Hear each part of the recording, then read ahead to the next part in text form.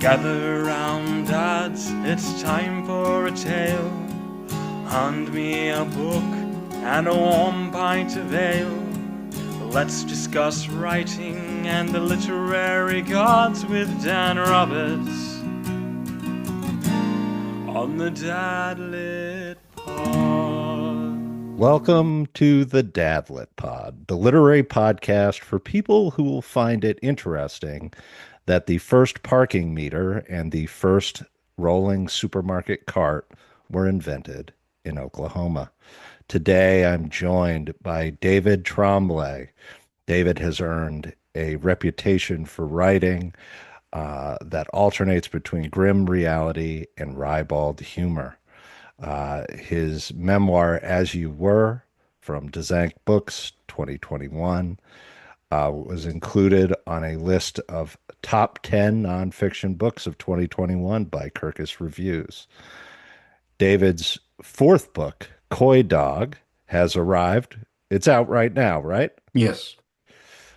And Coy Dog is a love letter to the pulp fiction paperbacks of yesteryear that blends crime, Western, and family saga beautifully.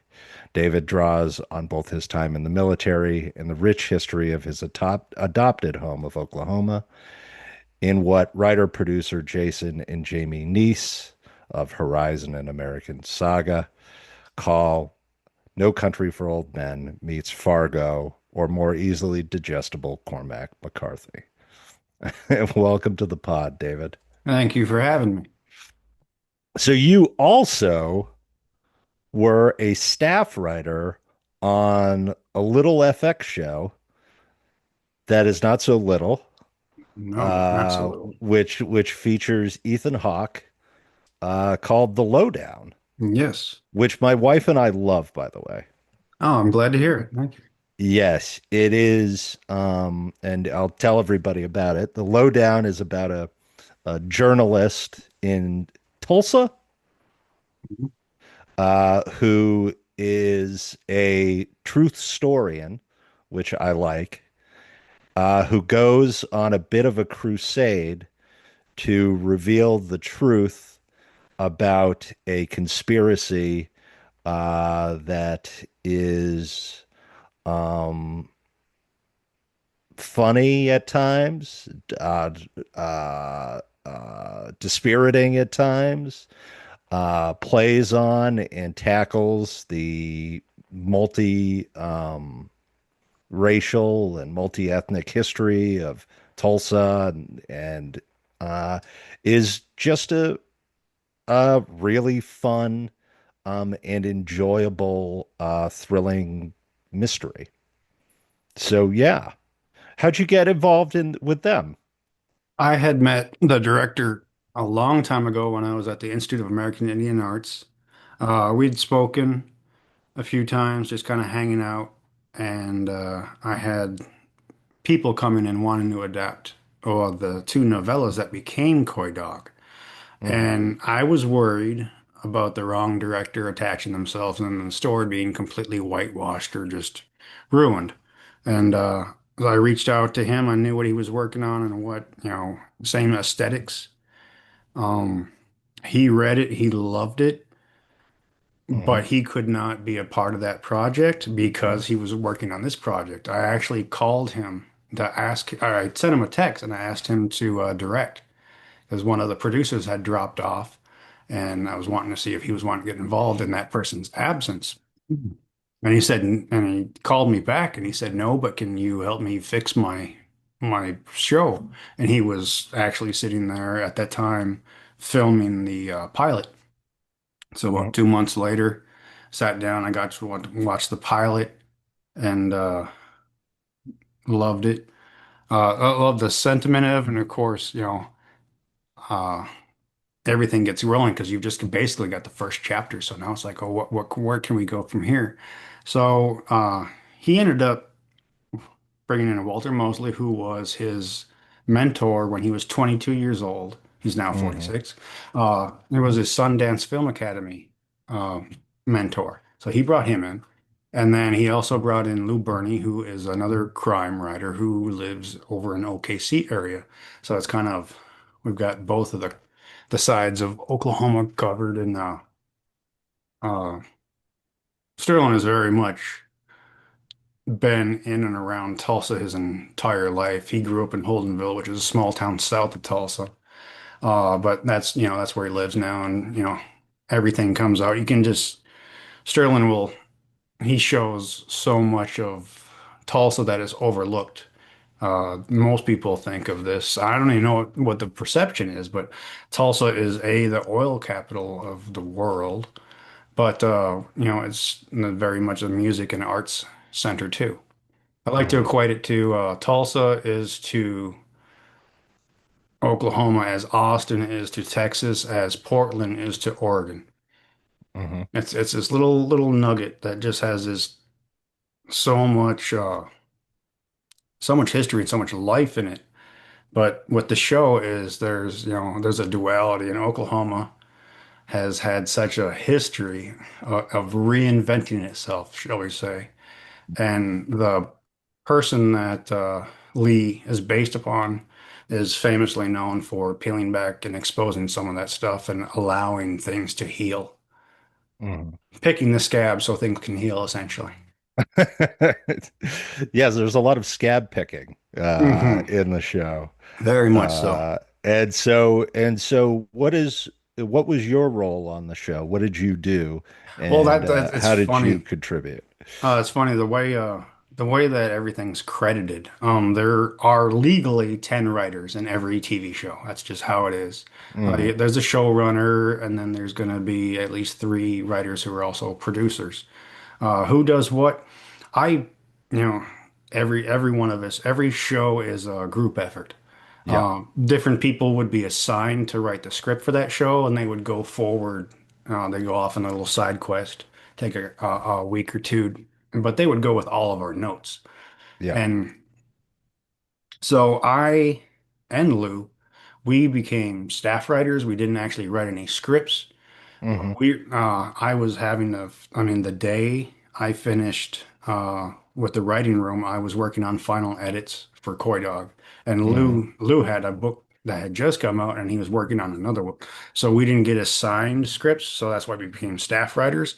But we were more along the lines of guardrails, trying to help TV writers and comedy writers learn how to write a mystery or noir story, essentially.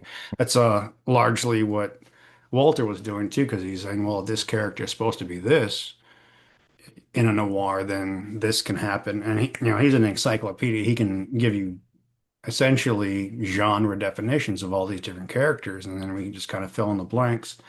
My role as someone who wrote Coy Dog, I'm a huge Jim Thompson fan. He was born here, and his legacy has largely been ignored by Oklahoma.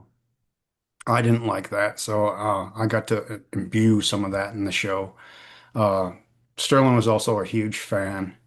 A few other writers who were familiar with him, but I was obsessed when I found out like he was just given no love, and I can feel that. I was abandoned by my family and so on and so forth.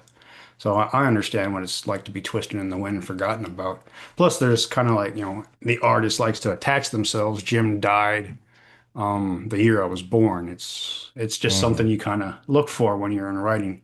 And like with Coy Dog, it's very much a love letter to Jim Thompson's Oklahoma, but it's not, no way. And if you read anything by Jim and anything by me, you see that we write completely differently. But Hmm. I understand and I can see everything that he was talking about. Those minor characters that he had in his books, those plot drivers, are very much, alive and well today. You see these people and the sentiments, and that's what we were trying to kind of capture, the sentiment that is Oklahoma.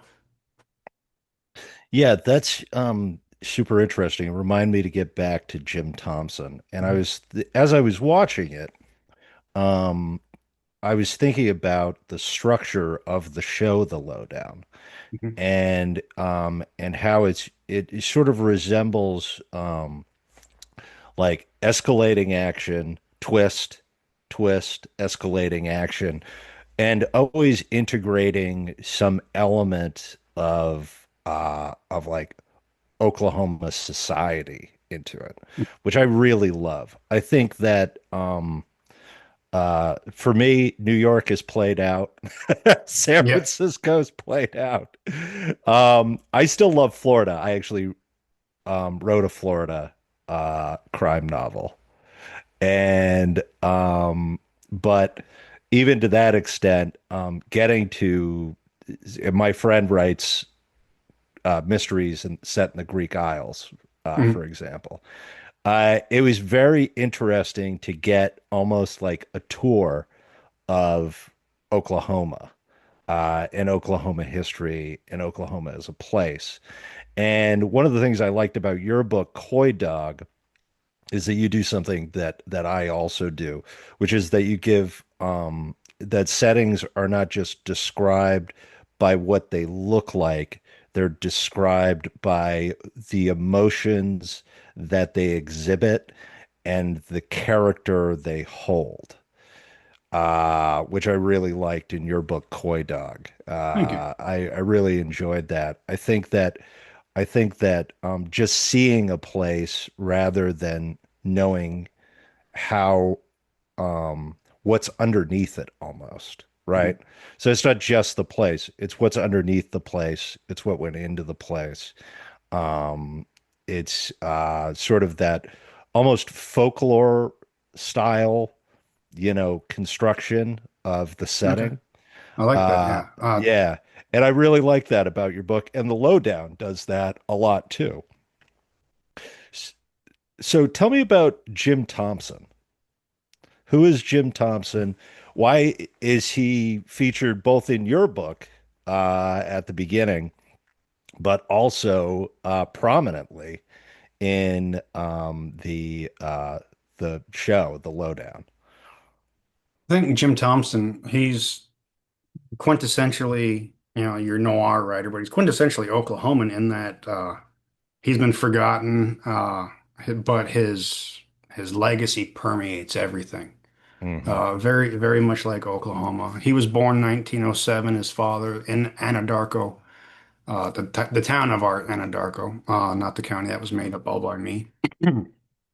But his father was the sheriff for 1 year, and after the 1 year, he was accused of embezzlement. He ran away, as one does, to Mexico and studied tax law, taught himself tax law, came back and proved that he came out of pocket $30,000 and the state of Oklahoma owed him money. That embarrassed, the state, the city, everybody. And he was, he told to go away. Went to Nebraska, so on and so forth.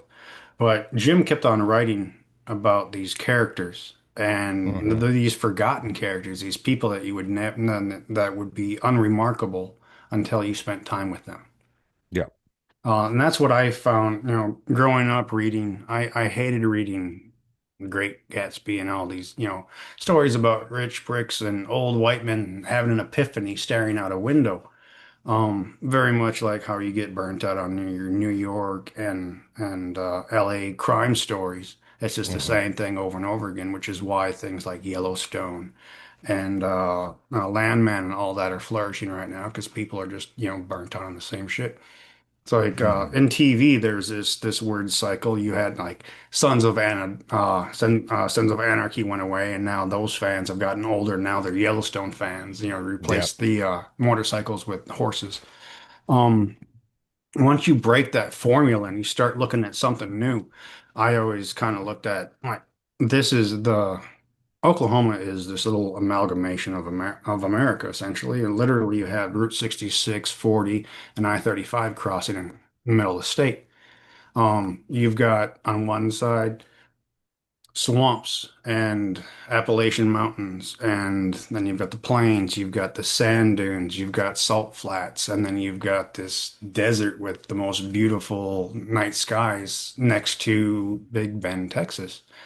The people here are, some are displaced, some were forced to be here. And originally, as like I note, uh, there were people here before they were supposed to, they were hiding out. So there's this really weird history, and the timeline of Oklahoma doesn't make sense, and you realize that Oklahoma's been this evolving thing, and it really is this microcosm for America, but so many people just it's a flyover state, and people kind of Mhm. fly over it mentally.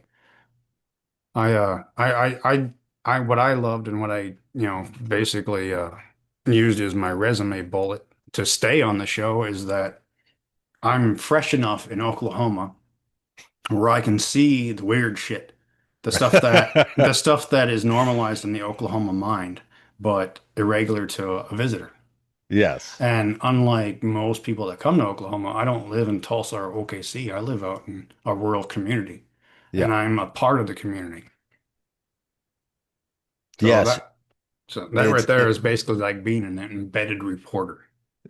yes, I think that's true.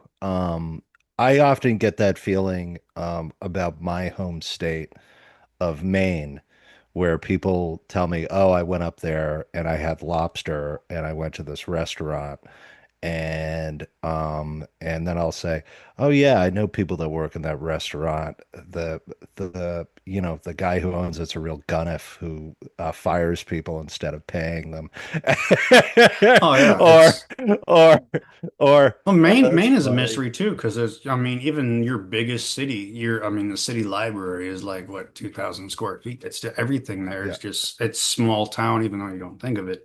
Yeah. And of course everything we do know we just assume from Stephen King novels over the years. Yeah, to a large extent. And yet it's a very weird place. And my experience with it uh, is it's not Stevens. I share a lot of personal elements that I think Stephen went through when he grew up in Maine, when it was spending time in rural areas, poverty, that sort of stuff. But my father was a criminal defense attorney and a former county prosecutor. So to that extent, I also have the experience of like knowing the political class in Maine, who are Okay. all characters. I mean, they're all weird, odd people because the locals who run for office tend to be a little odd, Hmm. just like anywhere else. And I also know about the nature of crime in Maine and the nature of um, poverty and the underlying developments of like the sort of street people Hmm. who in Maine are street people, but they have homes and they develop into sort of characters or ultimately legends on the streets. And Yes. it's always fun because when I read other people writing about Maine, uh, there there's never any of that, right? Hmm. It's always a rich person's house on the coast Yeah. and a domestic thriller, and then I'm like, yeah, but there are a bunch of weird people Yeah, it's like around there. I would almost want to superimpose Maine. I think about Elmore Leonard's Djibouti. The way Yeah, when he explores it, and you find out, the pirates are pirating because commercial shipping came in and destroyed the economy, which you yeah. have on your Maine coast.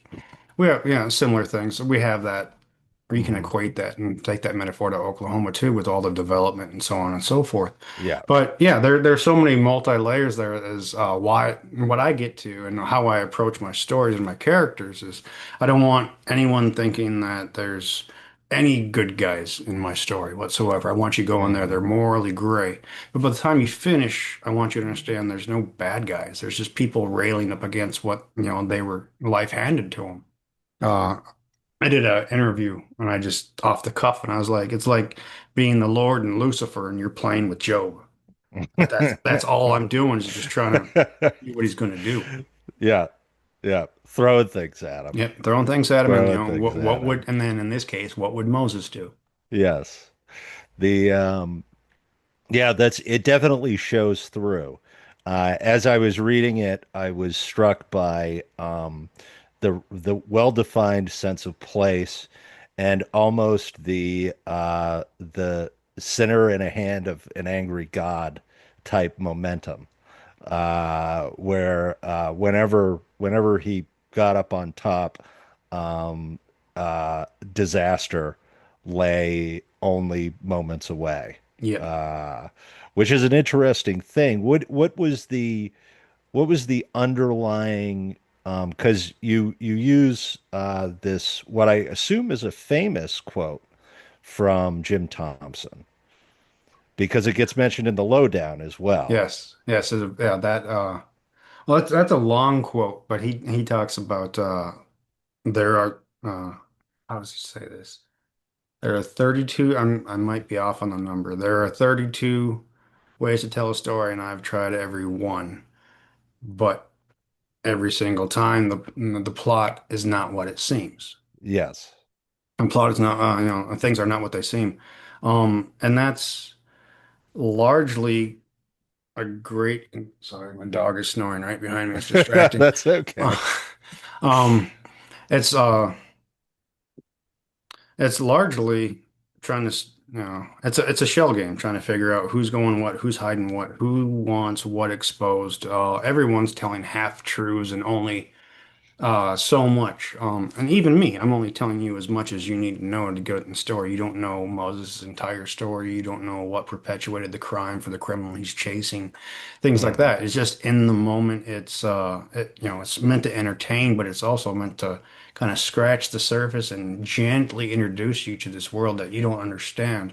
And it's a reminder that Moses is a stranger in a strange land. He is, he's wandering around. Yep. It reminds me of Rosencrantz and Guildenstern and this idea that oftentimes uh, characters sort of walk off screen and then you wonder what they're doing. Um, there's a strong sort of effect when you think about that and how interesting it is in the novel. And I tried the current thing that I'm working on or that I'm trying to sell, uh, which is a thriller. I didn't want to show the perspective of the bad guys because I wanted the bad guys, for example, to have to react or the villains to have to react to the accomplishments or the actions of the protagonist. Does that make Okay. sense? Yeah, I get that. You know what I mean? And I think oftentimes there's an impulse to save that sort of moment for the crescendo of the novel, right? Hmm. Is to you follow the bad guy's plan. I sort of got intrigued by I think David Mamet was talking about it, which was this idea of characters are not who they say they are, they're what they're due. Hmm. And beyond that, this other idea that every action should precipitate another action for Hmm. everyone. It should just sort of ripple through the story. And to that extent, that's a thing that's definitely shows up in the Lowdown, for example. And beyond that, shows up in your work too. I think what you have to do when you're doing that flashlight kind of storytelling is, once you answer a question, you have to ask another, or Yeah. you have to make your viewer or your reader ask another to Yes. keep them going because you don't just want you don't that aid to be and so many people assume that going in my story would just have a simple plot. He's chasing down a guy and that's it, and he's gonna go get his Yeah. man and the cop uh, got his man. But that's he finds out that I mean it's so morally gray, but he's essentially learning. who he is after the military, which is another thing. There's so many things of identity where he's constantly learning. He's, of course, Ho-Chunk Indian from Wisconsin, uh, which is just adjacent. I grew up with. He's based on that aspect of him is based on a friend of mine that I grew up with who was Ho-Chunk Indian. My father was Ojibwe Indian. Both of those tribes go off of blood quantum. That's how he understands. If you're not presenting, you're not native, so on and so forth. He comes down to Oklahoma, where the definition is completely different, and much more so broad, where you have the Dawes rules, where if you had one ancestor 200 years ago, you are considered a full blood, which is, much like my other side and the Canadian side, where it's, one drop basically. Um, Yeah. and he's trying to wrap his head around that and what that means. And it's not changing his definition himself, but he's deepening the definition and understanding that the world is so much bigger than him. And he probably would know that. But this, it's a subject that I'm, bringing to the light of the unaware readers. Hmm. Oklahoma has these completely different laws. It's technically only existed since 1907, but really it's as old as America.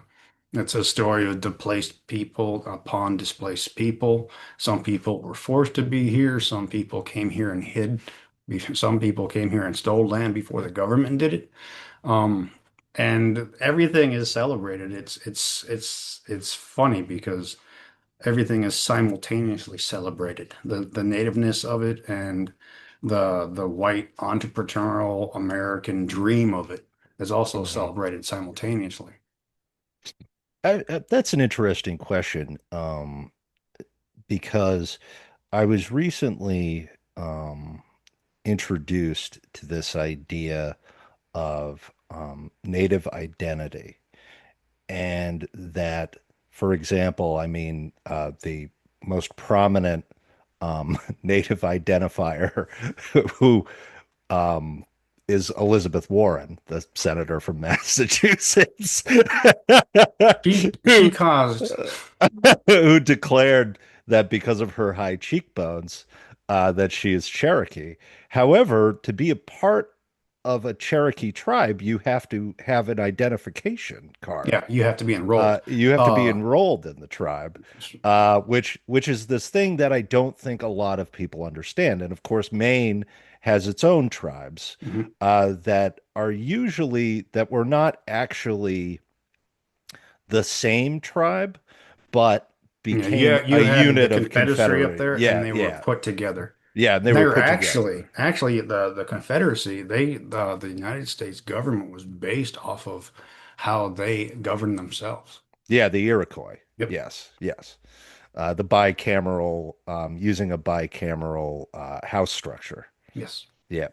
Yeah, and which would floor people to realize that we got that from as the Constitution says, the merciless Indian savages. It's, It's it's right a, in the Constitution. it's a bold statement. So, so are you registered with a tribe? I am not. I could be in Quebec, but I have no desire. The way Hmm. that they enroll up there is it's kind of a weird shell game. Their reserves, their reservations, are nothing more than housing projects that they can have moved at will because they wanted to put something better there. Yeah. I don't want to play that game. It's disheartening. I've watched a few documentaries on it, and they essentially wherever you have open enrollment, you can just they'll just put you. It doesn't matter if you're related, if that's where your people came from, because they've been mixing people up. Just like in California, they rounded Hmm. up all the natives and then they forced them into the missions, and they were slave labor for the missions. They did the same thing in Quebec with my ancestors. My great grandfather got out. I have the 1891 rolls. When he was three, he had two older sisters, and they were never again after, once they do the census, they took the kids. So the two older girls that went to the boarding schools never appear on paper again.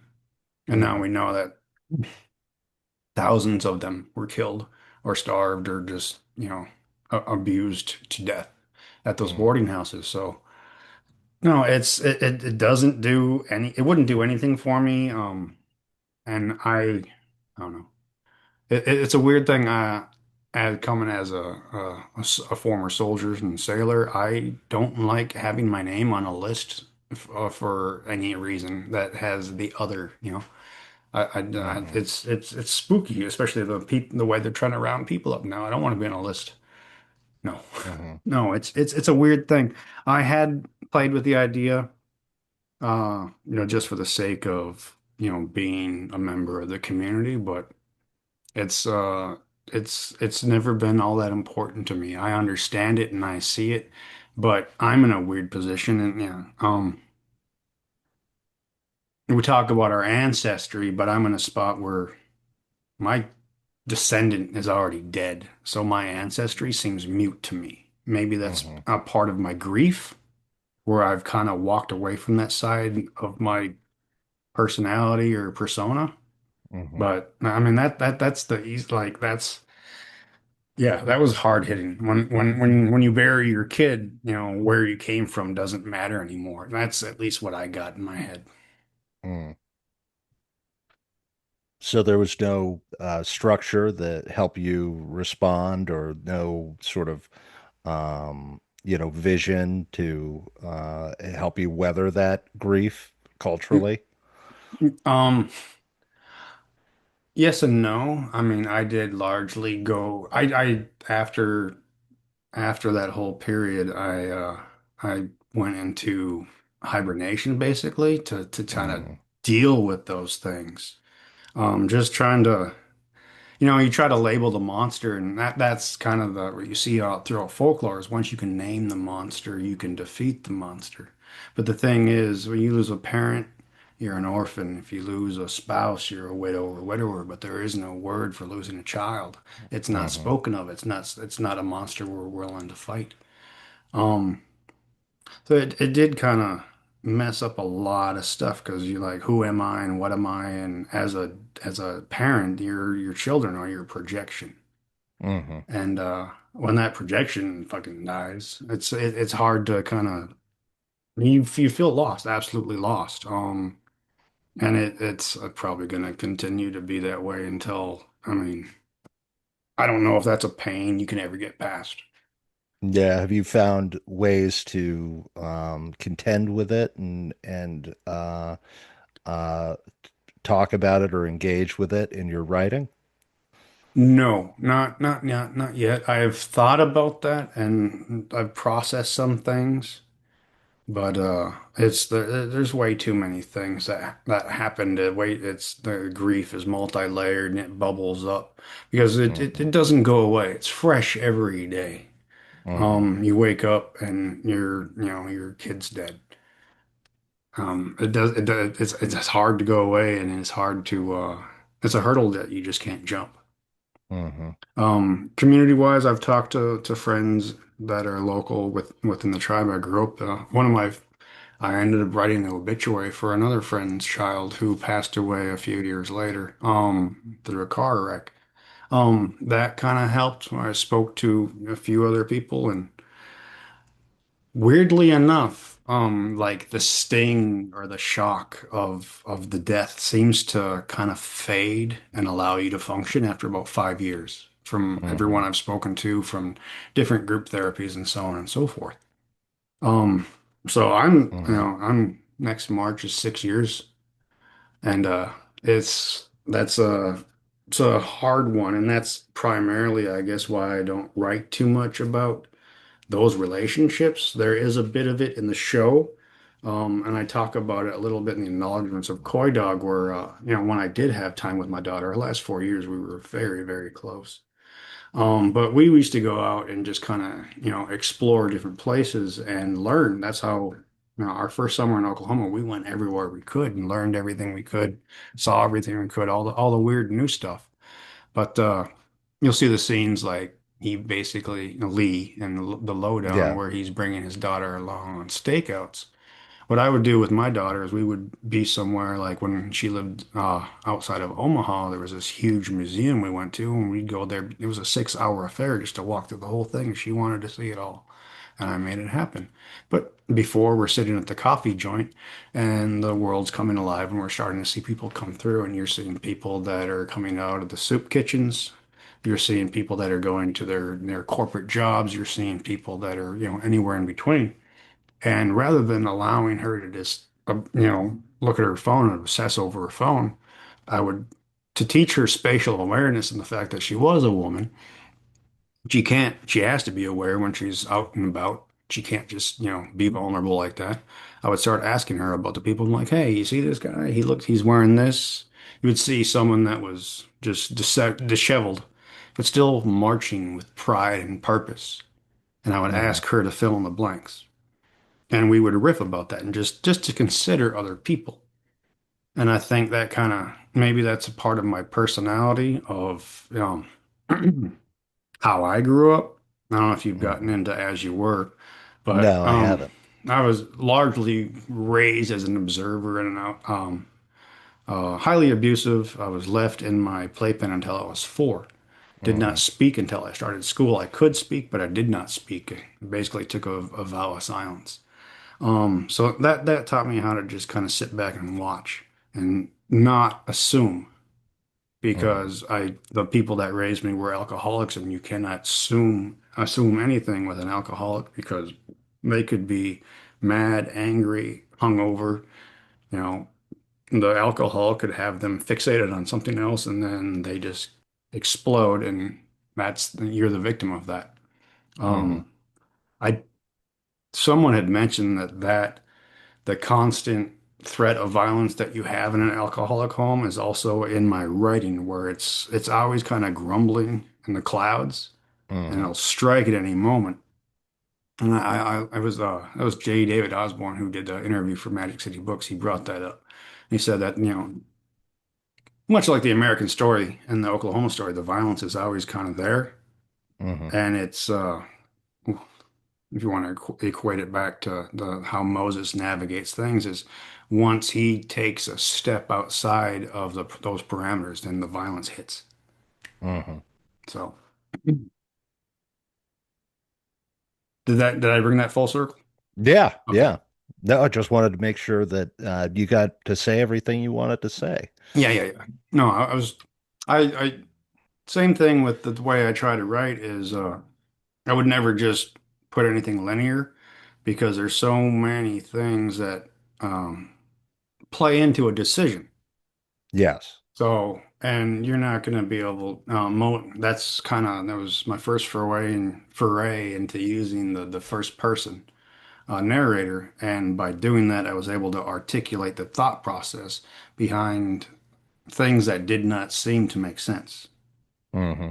And I try to do that on my writing, and like Lee in the Lowdown, he doesn't seem to do things that quite make sense, but they do work out once you understand his entire process and his entire way he thinks.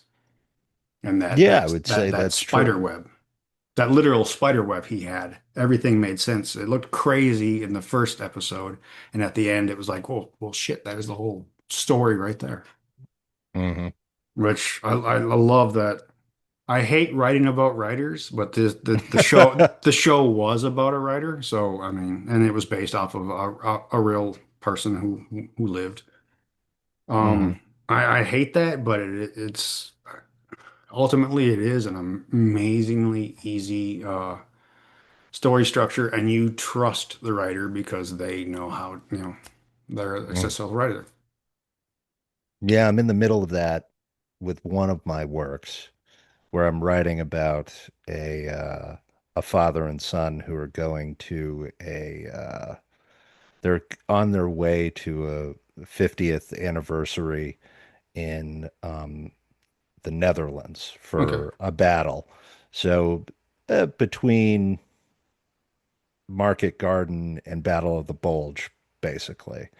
okay. Uh, and they're going to a 50th anniversary of the liberation of the town. And the son's a veteran of the Troubles in Northern Ireland, and the Mm, father's a veteran of World War II. And I have the son writing fairy tales. He's trying to write fairy tales because he wants to write children's books. Hmm.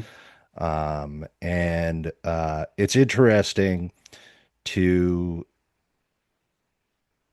think about how he would write or draft while drafting.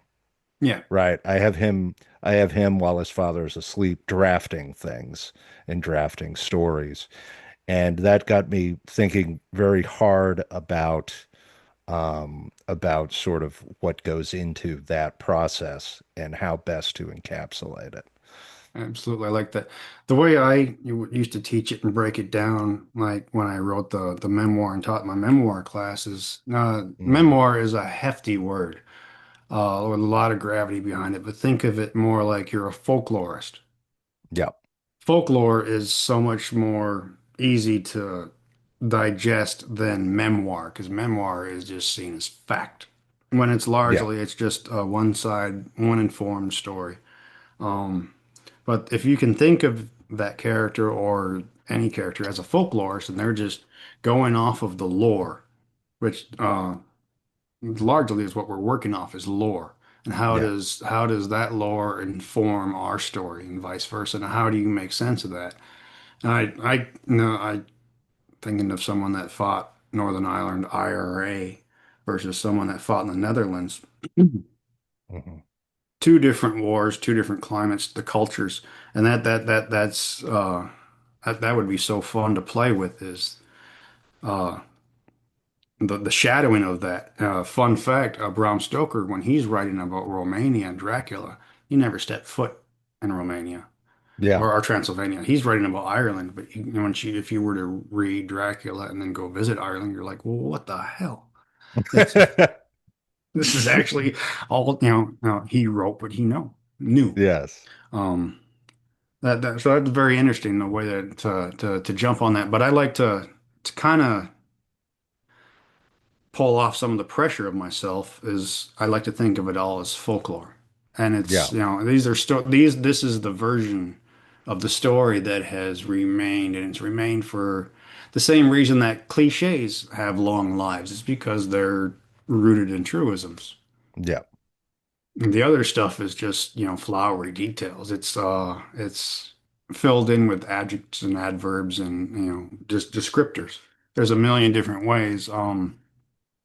Same way, think of how Hemingway used to write short stories and simultaneously writing nonfiction war correspondence on the exact same story, and you read them side by side, and you see how it's done. It's an amazing feat. It comes down to word choice, and it's basically like telling a story to your grandfather versus your child. Yeah. It's Did, that's how I approach all of my writing. Like I usually have multiple projects going, and people can't wrap their head around that because they just have to have focus and oh, I have a zillion projects oh yeah. going. And I think more people, if they would just kind of take a step back and realize, or kind of take the romance out of it, think of it how pick up your phone, you have a thread going with grandma. You have a thread going with a potential romantic interest. You have a thread going with some friends that you've known since puberty. And you do Mhm. not text the same to any of those people. You don't tell them the same story. You don't tell them same versions of, even if you're sick, you're going to tell everybody a different version of the illness, the malady that you're going through. Mhm. I like that. Yeah, I'm thinking about memoir. My favorite is actually a very weird memoir. It's Christopher Hitchens' memoir, Hitch 22, Oh, yes, yes, yes, yes. which is basically about contradictions. He Hmm. he at the end of his life, when he had because he had esophageal cancer and he was Hmm. dying, he looked back on his life and said, "Oh, well, this is odd.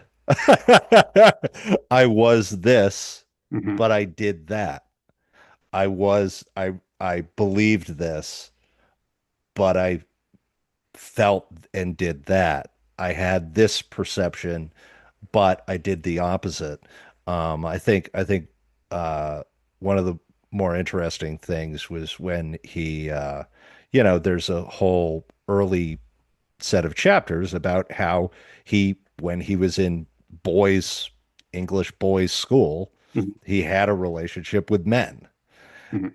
but he's a straight person according to him. He doesn't say he's bisexual or Mhm. anything like that. Then he later goes on, he talks about, being a young socialist, being a British socialist, being largely anti-war, and then eventually becoming uh, one of the intellectual sort of proponents of the war in Iraq. Hmm. See, that's Uh, a great exercise where he's, exploring who he was at different points in life and if he was in the right space at that right yes, time. yes, and he would identify as something, but do the opposite. Mhm. And I think that's just an interesting way to present him as a person, is as a person of contradictions. By the end of his life, he could say, look, I was all of these things, and sorry if that doesn't make sense. Oh, absolutely. It's like that kind of when you're going into the DNA of things and you look at new things that we found in DNA studies, you find out that it used to be you get 50% from each parent. That's what we thought. Yes. Nowadays, you find out you get everything from both parents, and your environment brings out what is needed.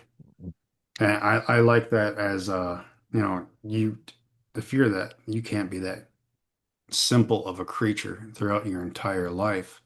You can't evolve, but sometimes you're gonna realize that you were not the right person for the right job at the right time. Hmm. My mom used to equate something like that.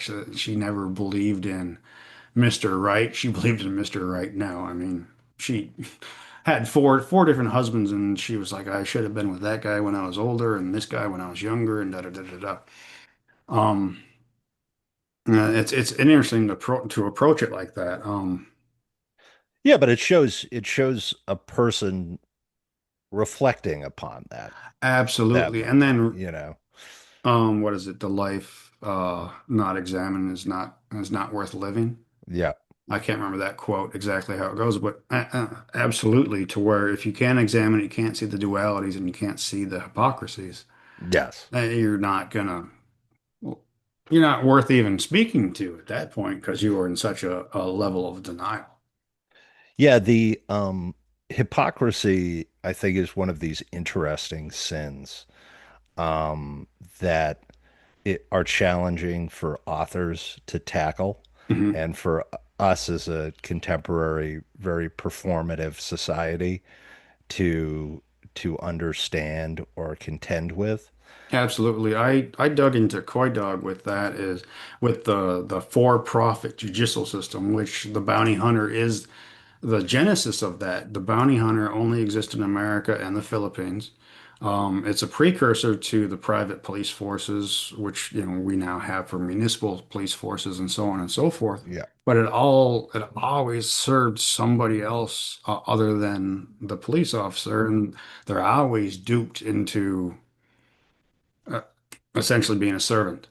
Hmm. There's a line at the end of the book where Elise says to Moses, where he's like, "They got you again. They got you back in a uniform, and you're marching to, and they got you again."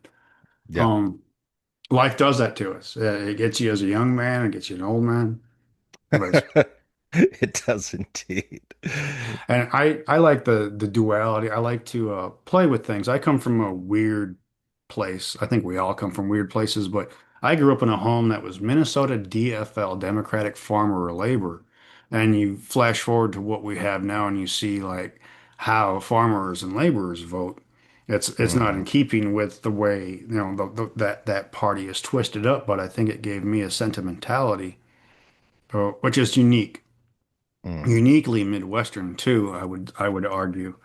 Um, and on top, so you basically have a liberal redneck, which is what your Minnesota DFL is. It's a hardworking blue collar union person that is not a union buster.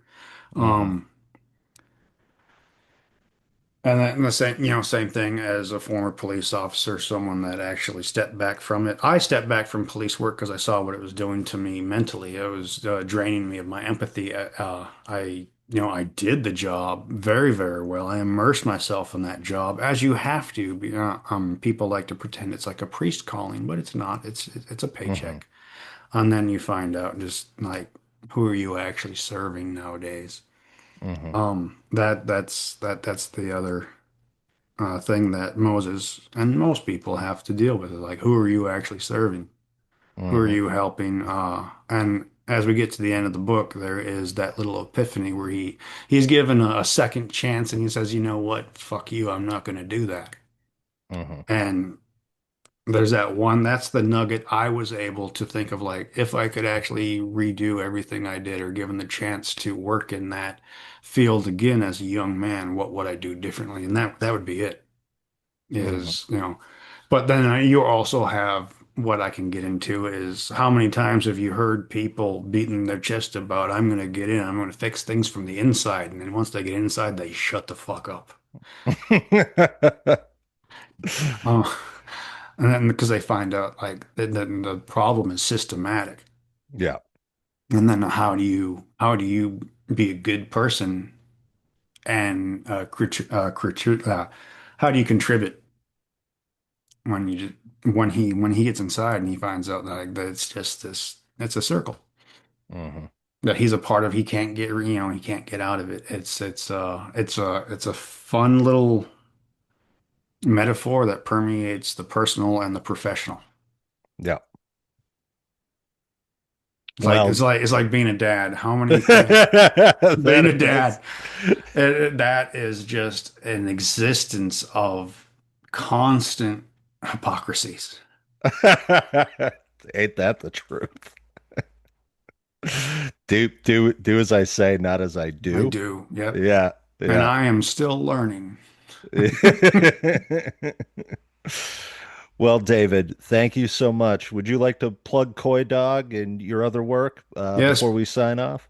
Coy Dog, please pick this up. I will argue that Pulp Fiction needs to be absorbed through paperback, but we have an amazing audiobook out there which just brings everything to life. It was the first time I was able to sit down and enjoy the story, not try to fix it and dwell on it.